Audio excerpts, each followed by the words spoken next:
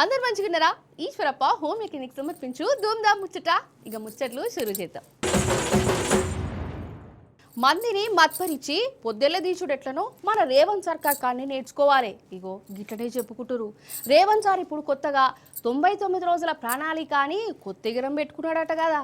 అంటే ఈ 99 రోజులలో చేయవలసిన పనులు చేసి అద్భుతాలు చేస్తారట.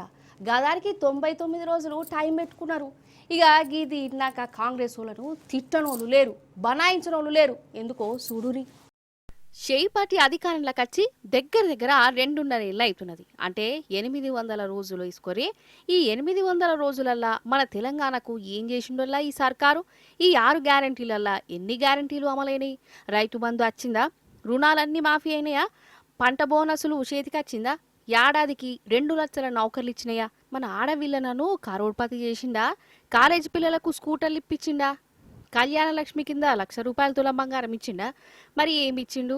ఏం చేసిండయ్యా అంటే హైడ్రా పేరుతోని ఇండ్లు గూలగొట్టిండు, మూసి అందం పేరుతోని గూడు లేకుండా చేసిండు, యూరియా బత్తాలు రైతులకు రాకుండా చేసిండు, బస్సులలా కీసులాటలు పెట్టించిండు, రైతుల నడుమ పంచాయతీలు పెట్టించిండు. అసలు కొత్త స్కీములు పక్కకు పెట్టు, పాత స్కీములను ఎత్తేసే కార్యం పెట్టుకున్నాడు. ఇగో గిట్లనే అంటున్నారు కదా జనాలు.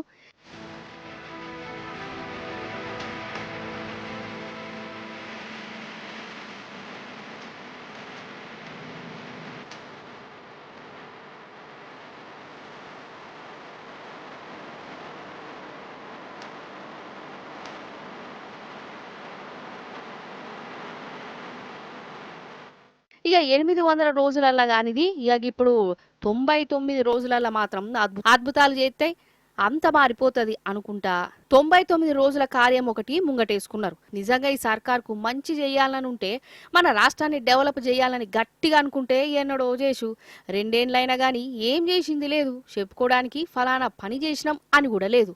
6 గ్యారంటీలు, 420 హామీలు అనుకుంటా ఓట్లడిగిన షేయి పార్టీ లీడర్లు ఇప్పుడు బయట ఏడగనబడ్డా జనం నిలదీస్తూనే ఉన్నారు. ఊరవతల దాకా గెలుపుతూనే ఉన్నారు. అందుకే ఇక జనాలను మళ్ళా మతమర్పించేందుకు డూప్లికేట్ కార్యం ఒకటి ముంగటేసుకున్నారు.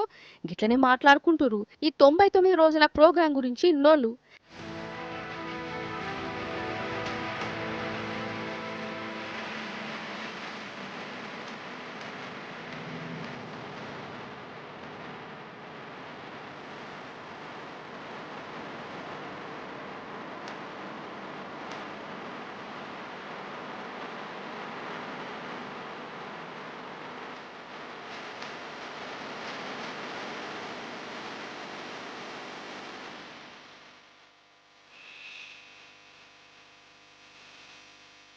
రేవంత్ సారు ముందుగాల ఎగ్గొట్టిన రైతు బంధు పైసలే ఈసారు యూరియా బత్తాలు అందరికి వచ్చేటట్టు చూడు. 2 మాటల గ్రామ సభలు పెడితివి. ఆ దరఖాస్తులు ఏ చేత కుప్పల పడ్డాయో ఏందో గాని గవి తీసి ఆ దరఖాస్తుల సంగతి చూడు సారు. నౌకల సంగతి చూడు. కేసీఆర్ సార్ పాలనలా ఒక్క వెలుగు వెలిగిన బస్సి దావకాన్లు ఇప్పుడు గోసపడుతున్నాయి. మందులు దొరుకుతలేవు. గురుకులంలా పిల్లలు అరిగోసపడుతున్నారు. ఈ 800 రోజులలా ఇవన్నీ చేయకుండా ఇక ఇప్పుడు 99 రోజులలా చేస్తా అనుకుంటా ఇంకా ఎవరిని మోసం చేద్దామని సారు ఇగో గిట్లనే నిలదీస్తున్నారు జనాలు. ఈ నడుమ దొంగలు బాగా దోసుకుపోతురోలా వాళ్ళకు భయం అనేది ఉండలేదు. ఒకప్పుడంటే రాత్రిపూట దొంగతనాలు అయ్యేటి, ఇప్పుడు పట్టపగటిలే దిగబడుతురు. మరి వాళ్ళకు గంత ధైర్యం ఎందుకు కావచ్చు? పోలీసులు దొరకబట్టలేరనే నమ్మకం అయ్యింది. అవో కొందరు చూడురి పొద్దుగాలనే ఎట్లా డ్యూటీ ఎక్కిరో. ఈ దొంగలు పాడుగాను అసలు వీళ్ళకు బుద్ధి రాదా? ఇక ఏం మనుషులల్లా గిట్ల గోస వచ్చుకుంటుర్రు. అగో మన హన్మకొండ జిల్లా సుబేదారి కోడనొల్ల ఒక అక్క పొద్దుగాలనే ఇంటి ముంగట ముగ్గేసుకుంటుంది. అంతల్నే ఒకడొచ్చిండు, గొలుసు గుంజుకొని ఉరికిండు. ఆగో ఇడ బండి మీద ఈయన సాయితగాడు ఉన్నాడు చూడు. ఇద్దరు కలిసి పరారుగా. పాపం ఆ అక్కనేమో వాళ్ళెంబడి పడ్డది. రాయితోనో చెంబుతోనో కొడదామని చూసింది గాని వాళ్ళు ఆగుతే కదా. ఆగో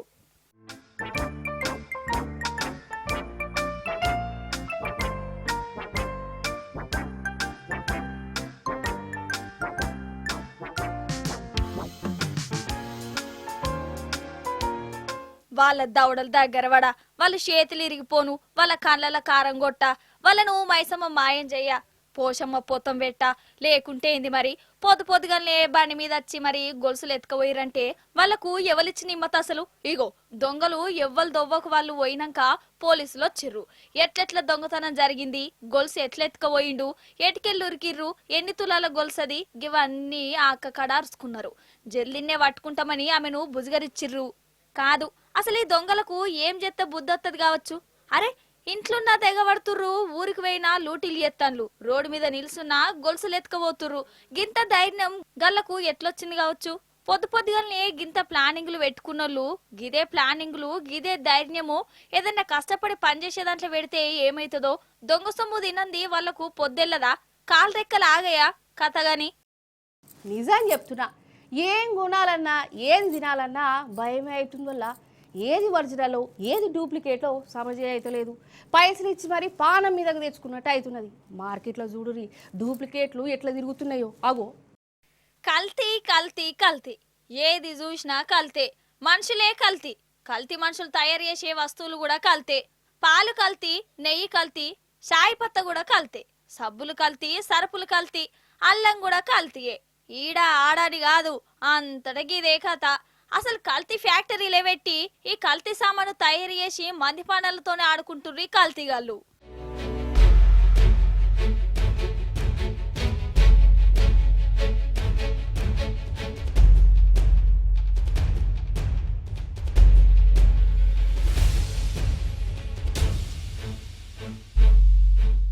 ఇగో ఇటు చూడుర్రి తెల్ల తెల్ల గడ్డలున్నాయి పన్నీరట పన్నీరు ఇది నిజంగానే పన్నీర్ అనుకొని మనం తింటే ఇక దావఖాన కూరకాలే సూరత్లనొల్ల కొందరు బట్టెవాజిగాళ్ళు గిట్ల కల్తీ పన్నీరును తయారు చేసిర్రు మిషన్లు తెచ్చుకొని డ్రమ్ములల్లా కెమికల్లు పోసి ఇగో గీ వేషం పెట్టుకున్నారు ఇక ఇదే అసలైన పన్నీర్ అని దుక్న పొల్లో కంటగడుతుర్రు అగ్వకే అత్తంది కదా అని వాళ్ళు ఈ పన్నీరే తీసుకొని జనాలకు అంటగట్టుడు దుక్నం సేటి మీద నమ్మకంతోని వందలకు వందలు పెట్టి వీటిని జనాలు కొంటుర్రు కూరలు వండుకొని ఇక దావకనతో పడుతుర్రు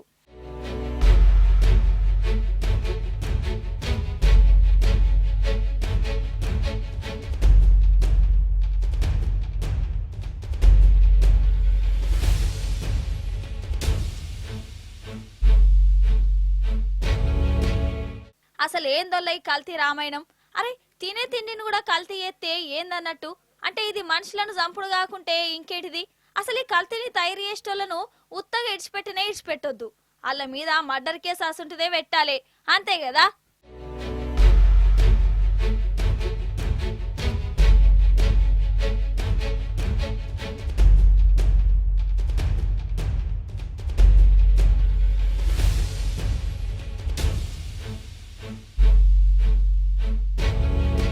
చూసిరు కదా గిది వాటి ముచ్చట్లు మళ్ళీ వచ్చే పరి మంచి మంచి ముచ్చటను పట్టుకనత్తా ఉంటా మరి.